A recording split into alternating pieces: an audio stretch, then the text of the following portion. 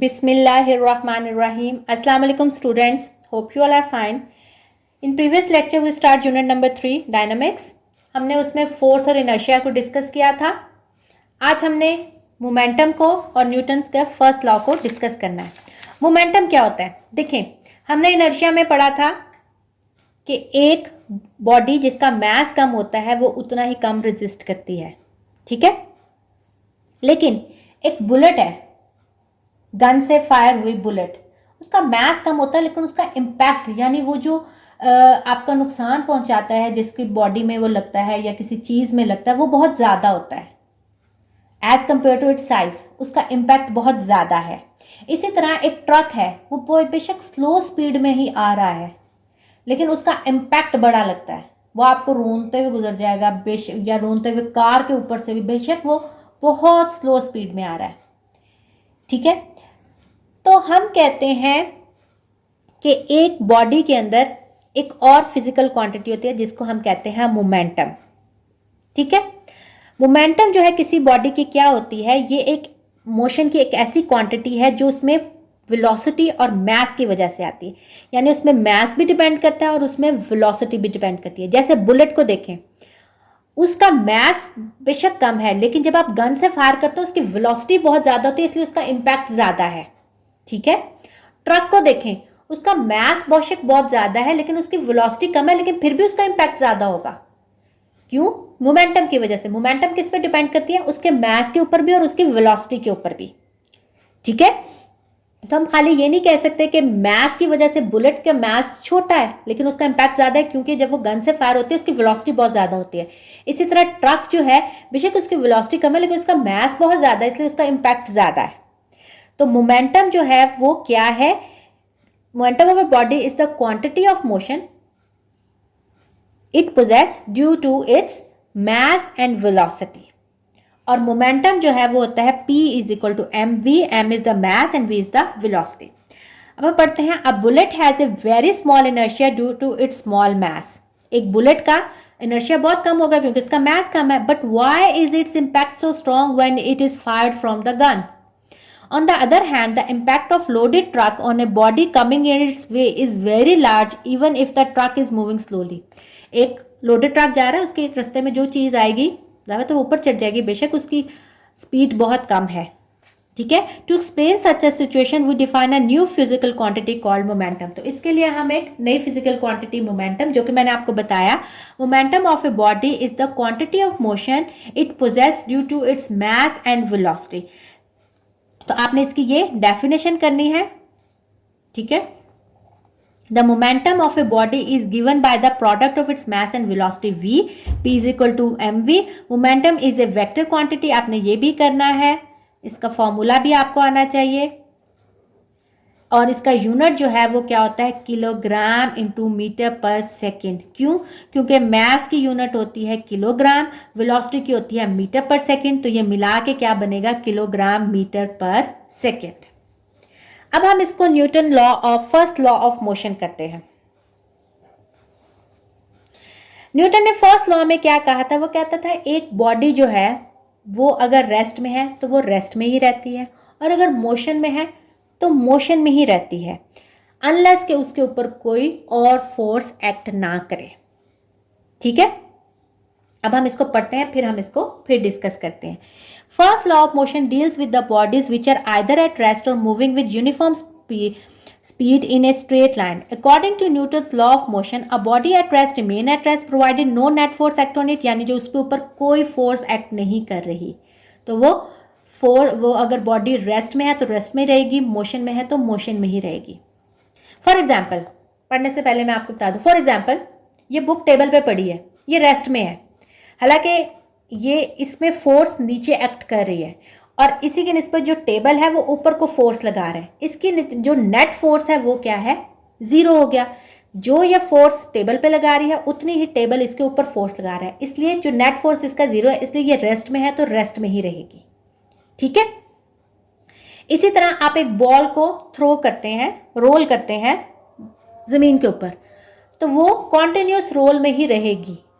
लेकिन अगर आप अपनी एक्सपीरियंस के बेस पे कहें तो बॉल स्टॉप कर जाती है। क्यों? क्योंकि उसमें फ्रिक्शन ऐड हो जाती है। अगर फ्रिक्शन ना हो तो एक बॉडी जो है वो मूविंग यूनिफॉर्म वेलोसिटी से मूव कर रही है तो वो मूव करती रहती है। ठीक है, और बॉडी जो रेस्ट में होती है वो रेस्ट में ही होती है अगर उसके ऊपर जो नेट फोर्स जो है वो जीरो हो, यानी नो नेट फोर्स हो, यानी बैलेंस हो चुकी हो। अगर फर्ज करें ये बुक यहां से मैं उठा के नीचे फेंक देती हूँ टेबल से, अब वो मोशन में आई है। क्यों? क्योंकि इसके नेट फोर्स जो नीचे को फोर्स लगा रही थी वो अब हो गई है ज्यादा, क्योंकि टेबल की फोर्स खत्म हो गई, तो इसलिए ये जाके बुक नीचे गिर जाएगी। ठीक है, इसलिए no net force act on it का मतलब है कि जो टोटल फोर्स उस बॉडी के ऊपर एक्ट कर रही है वो जीरो होनी चाहिए। This part of the law is true as we observe that objects do not move by themselves unless someone moves them. ये लॉ हमें इसलिए भी ठीक लगता है कि आपको पता है एक बॉडी रेस्ट में है तो वो रेस्ट में रहती है अनलेस कि मैं इसको मूव कराऊं इधर उधर। ये बॉल पॉइंट है, ये रेस्ट में है अनलेस कि मैं इसको मूव करवाऊं। तो बॉडी रेस्ट में ही रहती है जब तक हम उसको खुद कोई फोर्स देके मूव नहीं करवाते। For example, a book laying on a table remains at rest as long as no net force acts on it. ये भी मैंने आपको यही example the. Similarly, a moving object does not stop moving by itself. A ball rolled on a rough ground stops earlier than that roll on a smooth ground. It is because rough surface offer greater friction. If there is no force to oppose the motion of body, the moving body will never stop. मैंने आपको यही बताया कि हमारी daily life में हम ball को अगर फेंकेंगे वो रुक जाएगी। हाँ, ये हो सकता है कि एक आप रफ सरफेस पे, एक ईंटों वाली सरफेस है, आप उस पर बॉल थ्रो करें और एक मार्बल पे, पॉलिश मार्बल पे थ्रो करें, रोल करें, तो ईंटों वाली जल्दी रुक जाएगी बनिस्बत मार्बल वाले पे, क्योंकि उसमें फ्रिक्शन के साथ और भी चीज़ें उसको रोकने में काम आ रही हैं। लेकिन मार्बल वाले में फोर्स ऑफ फ्रिक्शन, कुछ देर बाद वो रुक जाएगी, बेशक टाइम दूसरे से ज़्यादा होगा लेकिन रुकेगी ज़रूर। ठीक है, तो न्यूटन के फर्स्ट लॉ में हमें क्या पता चला? A body continue its state of rest or uniform motion in a straight line provided no net force acts on it. उसने, न्यूटन ने यही कहा कि एक बॉडी रेस्ट में है तो वो रेस्ट में रहती है, और यूनिफॉर्म मोशन में है तो यूनिफॉर्म मोशन में ही वो स्ट्रेट लाइन में चलती रहती है अगर उसके ऊपर जो नेट फोर्स है वो एक्ट हो, no net force act on it, के जो नेट फोर्स है उसके ऊपर जीरो हो या उसके ऊपर कोई नेट फोर्स एक्ट ना हो। ठीक है, इसमें आपने न्यूटन का ये करना है। एक्सप्लेनेशन फॉर रेस्ट दी हुई है और एक्सप्लेनेशन फॉर मोशन दी हुई है यहाँ, और ये एग्जाम्पल दी हुई है एक्सप्लेनेशन फॉर रेस्ट की, और ये है फॉर मोशन की एग्जाम्पल। ठीक है, एक्सप्लेनेशन दी हुई है।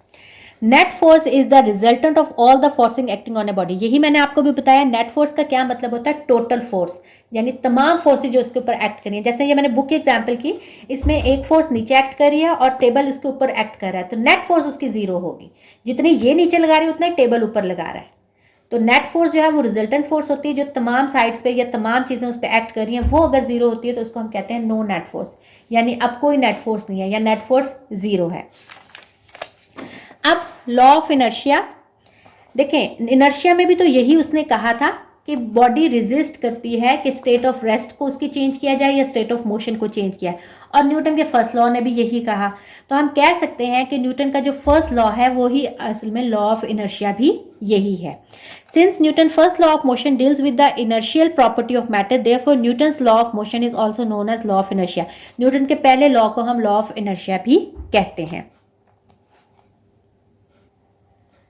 अब इसकी एक्सप्लेनेशन एक एग्जाम्पल से दी हुई है। अगर आप बस में ट्रैवल कर रहे हो और ड्राइवर एक सडनली एक ब्रेक लगाता है, तो आप क्या करते हैं? आप सारे पैसेंजर्स आगे को गिरते हैं। क्यों? देखें, जब आप सिटिंग पोजीशन में हैं तो आपकी जो अपर बॉडी होती है वो आगे मूव करना चाह रही होती है, ठीक है, क्योंकि बस आगे मूव कर रही होती है।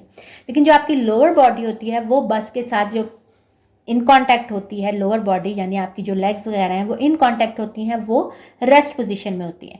इसके नतीजे में जब आप ब्रेक लगती है तो इनर्शिया की वजह से आपकी अपर बॉडी मूव करना चाह रही है, आगे ही करना चाह रही है, लेकिन अब वो रुक गई, फोर्सली आपने उसको रोक दिया ब्रेक लगा के, जिसके नतीजे में आप आगे को सारे फॉरवर्ड डायरेक्शन में तमाम पैसेंजर्स गिरते हैं।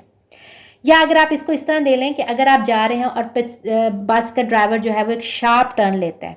अब आप देखें, शार्प टर्न की वजह से आप आउटवर्ड डायरेक्शन में गिरते हैं, यानी ये अगर जा रही है और बस ऐसे टर्न करता है तो आप इस तरह गिरते हैं।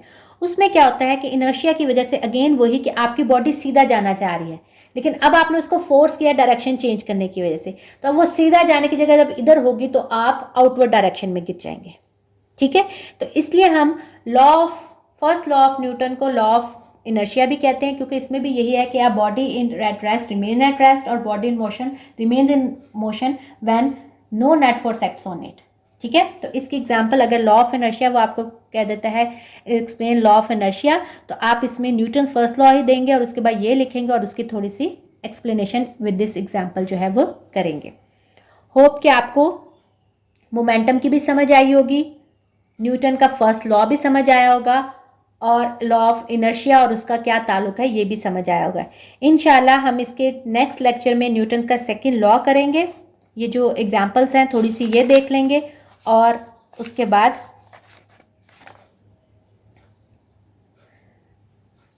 इंशाल्लाह फिर हम इसका मैथ्स एंड वेट स्टडी करेंगे।